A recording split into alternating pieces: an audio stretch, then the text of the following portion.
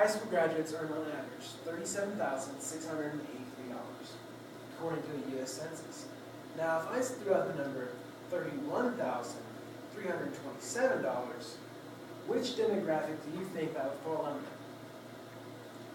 Probably going to be wrong because the answer is probably going to surprise a lot of you. It's actually professional athletes. Now I'm here to persuade you into agreeing with me that professional athletes are justly compensated for the work that they do when it comes to the money that is made by them, the impact that they have on the communities, and the pressures that they face on a daily basis. Now, first off, we'll start off with what I said, the money that they generate. You think about, you walk around campus and you see people wearing flat bills or hats or professionally licensed retail jerseys that cost $60 to $200 per penny with a replica or not. Obviously, these replicas because the numbers aren't there anymore. Or even officially licensed Santa Claus hats. Everything comes down to money.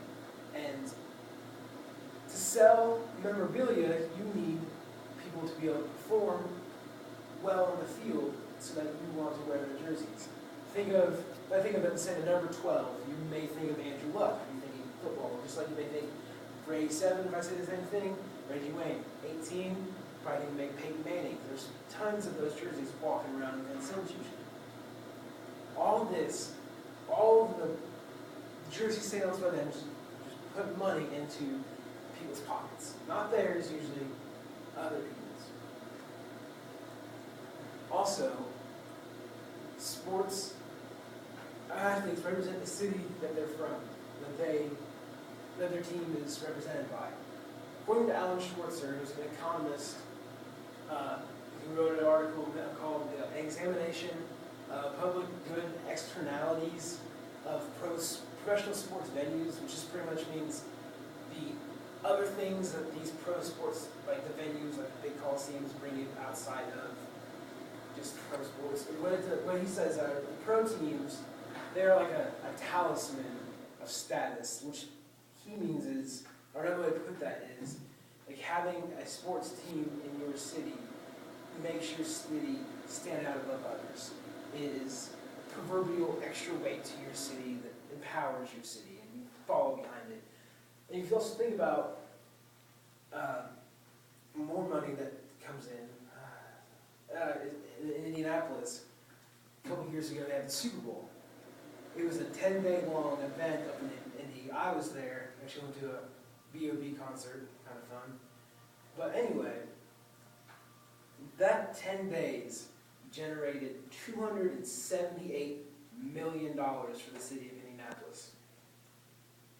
It's a lot of money for 10 days, 10 days of work. And that's all just because NFL is popular and everyone flocks to pro athletes, but then complain whenever they make so much money, and yet we give them all our money. Another thing that athletes do also is they reach out to their community through charity works and whatnot.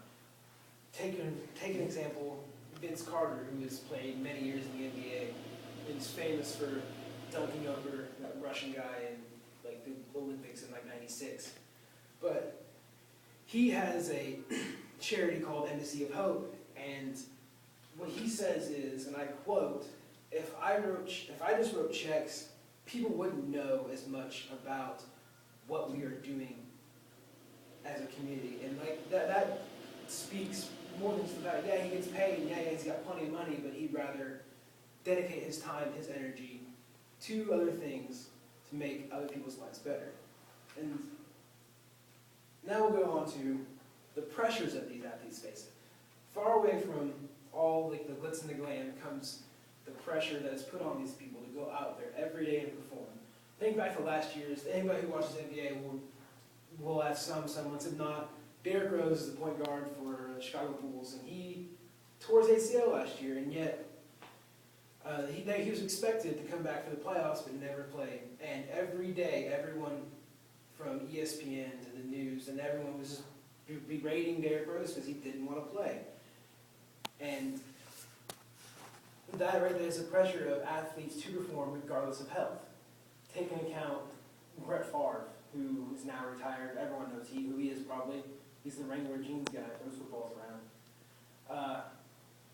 Back in his playing days, he was known as an Iron Man. He barely missed starts.